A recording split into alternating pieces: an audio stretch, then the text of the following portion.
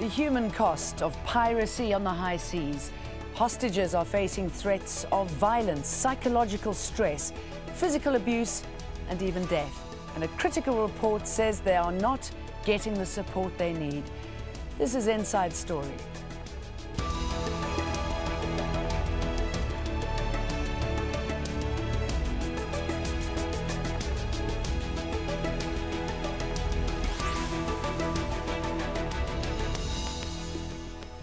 Hello, welcome to the program. I'm Jane Dutton. It is a multi-billion-dollar business, modern-day maritime piracy. The focus has often been on the ships and their cargo and the ransoms paid to get them back. But a new report is highlighting the human cost, focusing on the ordeal of the ship's crews, and it noted a shift in where the pirates are striking. The study by the International Maritime Bureau and other seafarers groups says there are now more attacks off the coast of West Africa than Somalia. It said 851 seafarers were subject to attacks by Somali pirates in 2012, compared with 966 off West Africa, mainly Nigeria. But the economic cost bears no comparison. The direct cost of Somali piracy is put at more than $6 billion. The bulk of that going on security and extra fuel from increased shipping speeds. The cost of West African piracy was significantly lower at $950 million. But piracy is also taking a human toll. The report interviewed crews who'd been involved in attacks by pirates. It found many suffered physical and psychological abuse and financial difficulties. It classified all hostages as high risk and said the average time in captivity for those still held exceeded 2 years. In some cases, companies refused to pay seafarers for the whole time they were held hostage.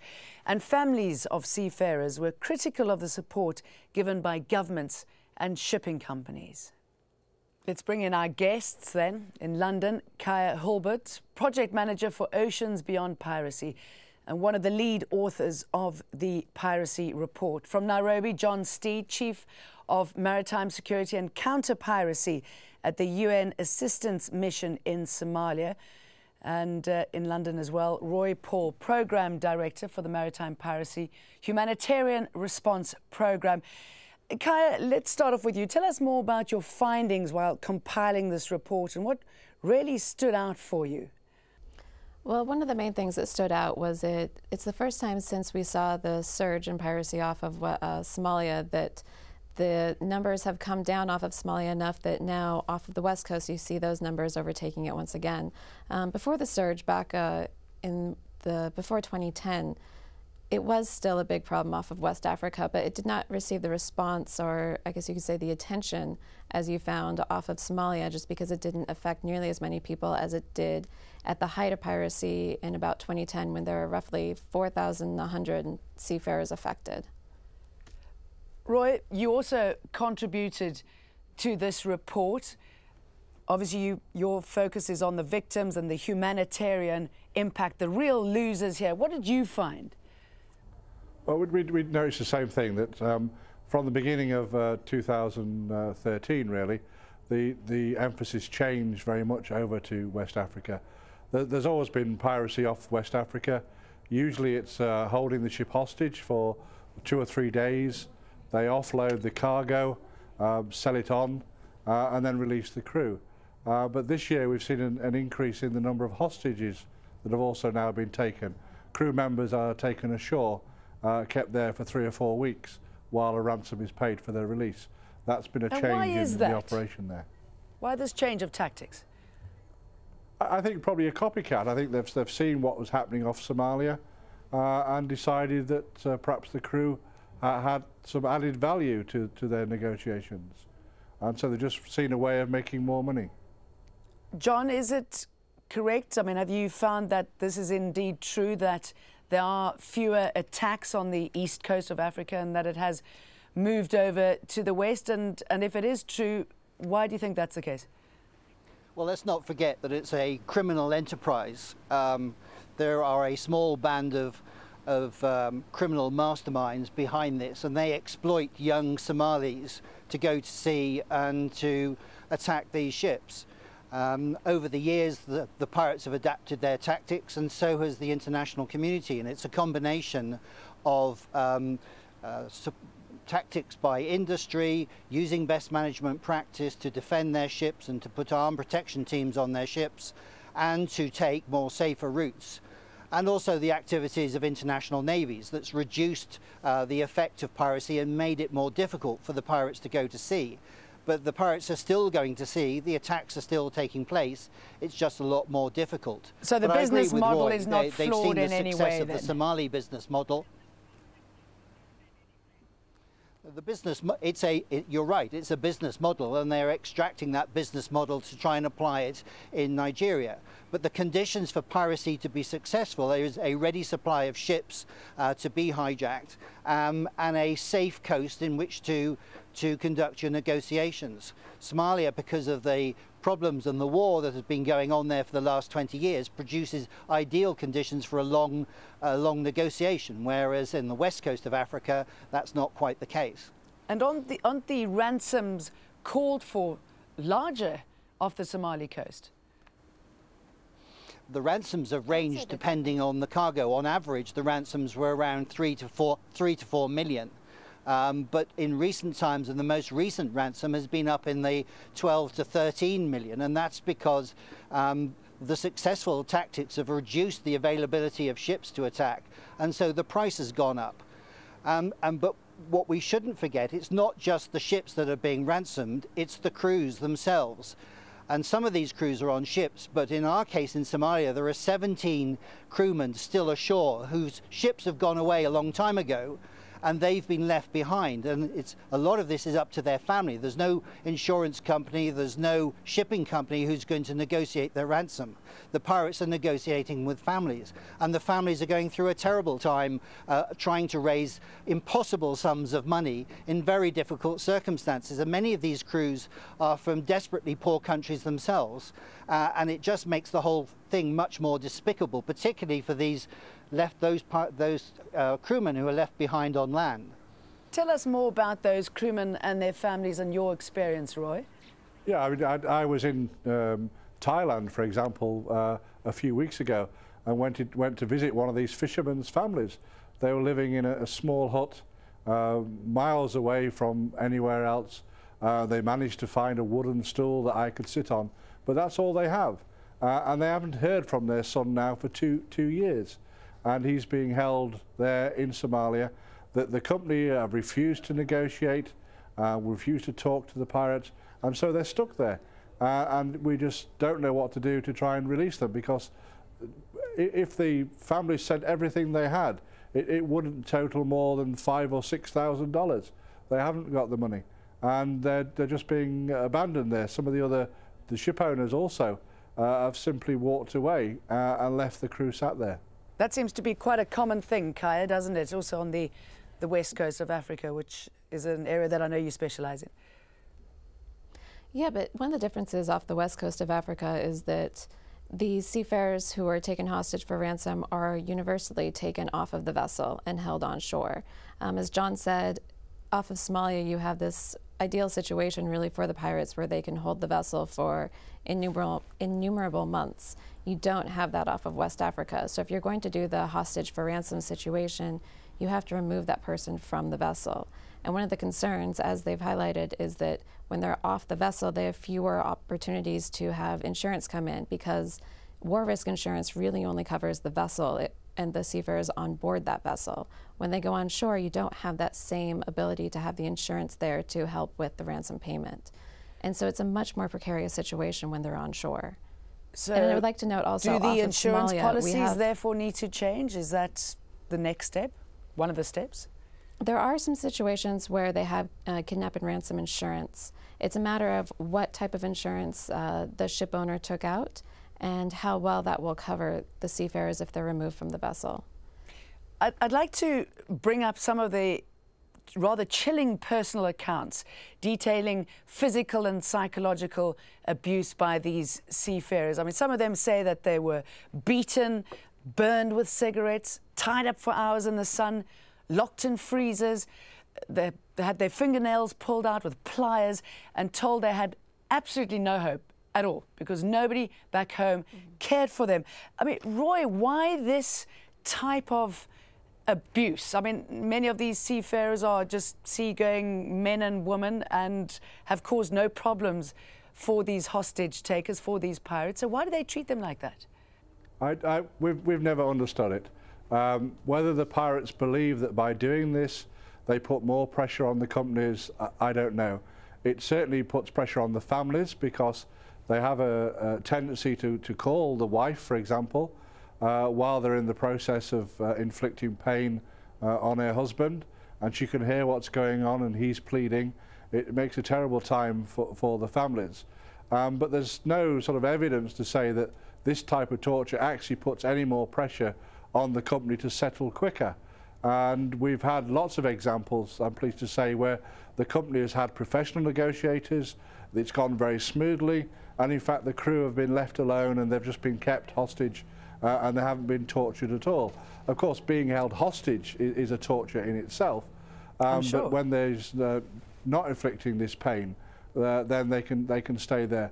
And the difference again in West Africa is that these periods tend to be much shorter. We're looking at a week, 2 weeks, where a selective number of crew, 4 or 5 of them, are taken ashore and kept in the jungle while negotiations are going on.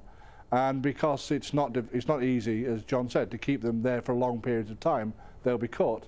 And so the ransom demands tend to be a lot smaller and tend to be paid much quicker. In Somalia, we've had ships for up to 3 years. Some of them, okay, can stay captured up to 3 years. I mean, what is the psychological impact of that? Well, you know, amazingly, I'm in awe every time I meet these seafarers.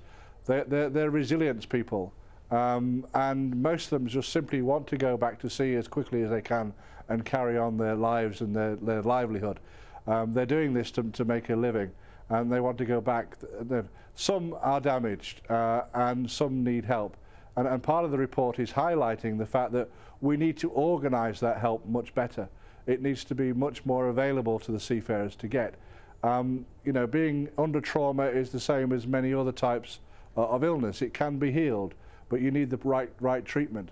And of course, Kaija, somebody has to pay for that treatment. Yeah, I should imagine that it's quite difficult for many of the men and women to get the right treatment because of cultural concerns and possibly a fear of being stigmatized within the community. Yeah, that's definitely a concern. There's actually been some concern over a backlash against the seafarers who've been held hostage. Roy actually mentioned earlier today an issue where there were some seafarers who had trouble finding another contract after they were held hostage because they were believed to be damaged.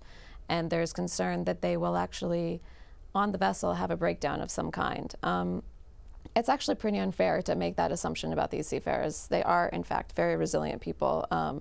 And most people are resilient. It's a human trait. They go through these horrible situations, but if they've made the decision to go back to sea, they've assessed their ability to deal with it. And that's not to say that they don't have difficult outcomes, but it's certainly unfair for any company to say that they are damaged and they shouldn't be given another contract. And it's important that they go back, isn't it? I mean, some of them spend quite a long time learning their trade. They have great experience. It's very important for their families and the country. They go through a large number of training, as you said, and it's a specialized skill. And so for many of these seafarers, as you mentioned earlier, they're living in places where this may be the best option for them to earn a living.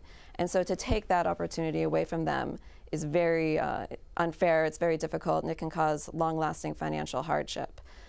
However, if they went through a situation that was so traumatic that they simply cannot go back to sea, that's a whole other issue. That's one of the things we found that has a lasting consequence. That's something that countries really should have some sort of resource, or the companies should have something to provide those seafarers with. If they're unable to go to sea because they were attacked and harmed so greatly, there should be something to help them either adjust to a new line of work or some kind of compensation for that. John, tell us what it is when you are successful in apprehending pirates and are able to take off some of the victims from the boat or find them on land. What it is that you see these victims have gone through and what sort of condition they are in when you find them, and possibly how the pirates justify taking this brutal action. Well, the UN program that the UN mission for Somalia and UNODC conducts, we have a hostage release program which is aimed at trying to support those hostages who are often abandoned when the negotiations just fail, or when a family negotiates a release but there's nobody with the ability to go into Somalia and get them out. And that's what we do. We go in and get them out. And we see some of these hostages face to face for the first time. And at the moment they realize that they're going home, they fall apart psychologically and mentally. All of the things that have kept them going, sometimes up for 2 or 3 years, they realize it's over and physically they fall apart. But these are special people. They've undergone the torture that you were talking about earlier. I've seen the victims of this torture, people with their arms amputated, their ears amputated. And the pirates do that partly out of frustration because the negotiations have drawn on so long, but their regard for human life is very, very low.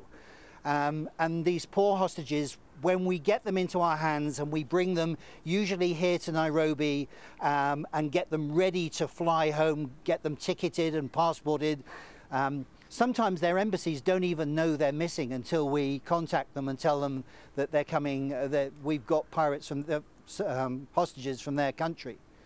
But the pirates themselves, a lot of these pirates are arrested on the high seas by the navies of EU NAVFOR and NATO and other countries.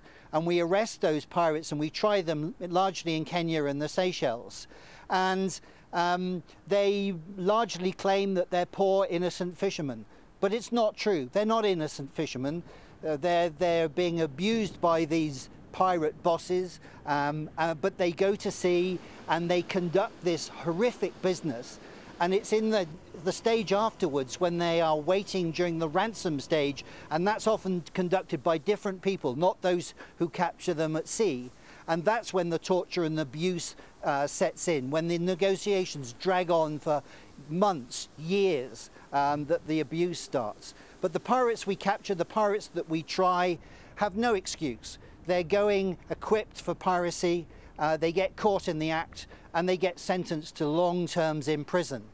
But we look after their human rights. They get a fair trial in Kenya and the Seychelles, and ultimately we transport them back to Somalia to serve their sentence in prisons that we've built closer to their homes. Okay. So we're looking after their human rights, but they are really not doing the same for the hostages. They need to do the same, don't they? Now, interviews with ship's crews taken hostage show the pressure they work under. Here one said that in our case, not only were we taken hostage, we were also robbed. The company didn't even bother reimbursing our personal losses. Another recalled, I was anxious when they hit the 5th month. I was very nervous because that captivity was already too long. Around that time, we also heard that the pirates would kill someone if the money will not be released after a month. Roy, I know that you were telling our program a little bit earlier, well, before we started recording the program, that some of them say that they're treated better by the pirates than they are by their employees. That's extraordinary, isn't it? It is totally extraordinary. I mean, we have to start by saying that we have produced good practice guides on how to help seafarers in this situation. Much of those guides are written by the good companies and assistance by the good companies. I was talking last week to a company that brought seafarers home. They put them into a hotel, they got them a hairdresser, they got them clean clothes, they got them a doctor, a dentist, flew them home to a big reunion with their family.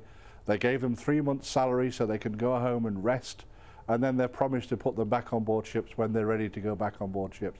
Those are the best ways of doing it. The stories that we highlight in the report are the worst cases, where the seafarers do feel that in fact being in captivity was better than being at home, because they have had possessions stolen and the company refuses to pay them. We've had owners say to us, well, the crew weren't working for 9 months, so why am I paying them? There have been arguments about crew that have been taken ashore and that they've left the vessel, so they've broken their contract, so we don't have to pay them. These really are the worst case, but it is affecting the seafarers. And I should imagine it's easy, system. Kaija, if I can bring you in, that it's quite easy to abuse some of them because possibly they don't have education behind them or the backing of somebody to step in and look after them. Are there some models, though, good models that you can look to where they are looking after the people who work for them?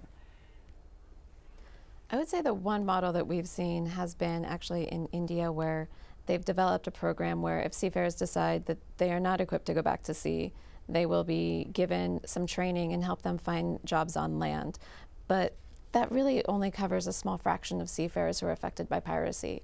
They need to be supported across the globe. They need to have some sort of support that's going to be there regardless of their nationality, regardless of the company they're with. It's just unfair to have somebody going about their daily business, doing their job, doing something that they're just trying to put food on the table, support their families, and suddenly they're attacked and their entire livelihood is broken. They need support in a larger scheme. I mean, Roy, pirates have been around ever since shipping started, didn't it? I mean, if anything, it's just got more sophisticated, but the impact on the victims is, I should imagine, just as great as it always has been. It has been, and you would have in 2004, 2005, you would have sympathy with the fishermen whose trade was being destroyed by the large factory ships, the toxic waste dumping and everything else. But we've gone a long way away from that. You know, that's not taking revenge or looking after the villages. We are sure that a very small amount of this money actually goes back into Somalia. It's going all over the world to various financiers and people that are setting up businesses to run this piracy. Piracy is all about it. It's happening all over. Robberies on board ships happen worldwide. It's nothing new. But to try and say that poverty means you can go into armed crime, I think is a very dangerous message. And yes, the piracy cost is high, and there are many people that have got interest in keeping piracy going. But not the seafarers. They're the ones who really, it must stop. And remember, of course, with seafarers, as you're saying, culturally, that it's not just them. They're supporting their families, which may be another 30 or 40 people that their wages are supporting in their cultures. And it's most important that they are supported and helped. When it goes wrong, it's gone wrong, so how do we put it right? John, what would you likely to see in the next 5 or 10 years that'll make your job easier? Capturing these pirates, making sure that there are fewer victims out there. Well, we need to start on the coast of Somalia. We need to stop the pirates going to sea in the first place and build Somali capacity to try and prevent and give good governance, good policing along the coast of Somalia that will stop the pirates going to sea in the first place. But at the same time, we need to offer these young men an alternative. And now is the right time to do that, when the incidence of successful pirate attacks are the lowest, the businessmen are not making any money, the coastal communities have stopped supporting the pirate gangs. Now is the time to offer them an alternative. And that's what the UN, with our international partners, are trying to do. Build a maritime strategy for Somalia that will enable them to exploit the resources of this country, wonderful resources, good fishing stocks, gas and oil. And it's the exploitation of those resources that will regenerate the Somali economy and offer these people a viable alternative to the criminal acts. And it's not just piracy, it's drug smuggling, gun running, people trafficking all along that coast. We need to offer them a real alternative to that. That's the real answer to piracy. Kaija, that seems to be the key, doesn't it? To offer them a proper alternative to piracy. It certainly is. I think there's also something to say for helping Somalia to really build its own maritime strategy, to help them build the ability, the wherewithal to protect their own waters so that they can use it for their own fishing purposes, so they can extract resources for their own economy. But also, as they do that, they'll have an interest in preventing piracy on their own. So as they're more involved in protecting their maritime resources and have more ownership over that, I do believe they'll be providing more jobs to Somali people, and that will help to reduce the incidence of piracy in that region. All right, let's leave it on that note. Kaija, Hurlburt, John Steed and Roy Paul, very good to talk to all three of you. Thank you very much. And you watching this program, don't forget you can find this program, many more, at aljazeera.com. Just follow the links for programs and Inside Story, and you can leave us your comments there too. Thanks as always for watching. Goodbye for now.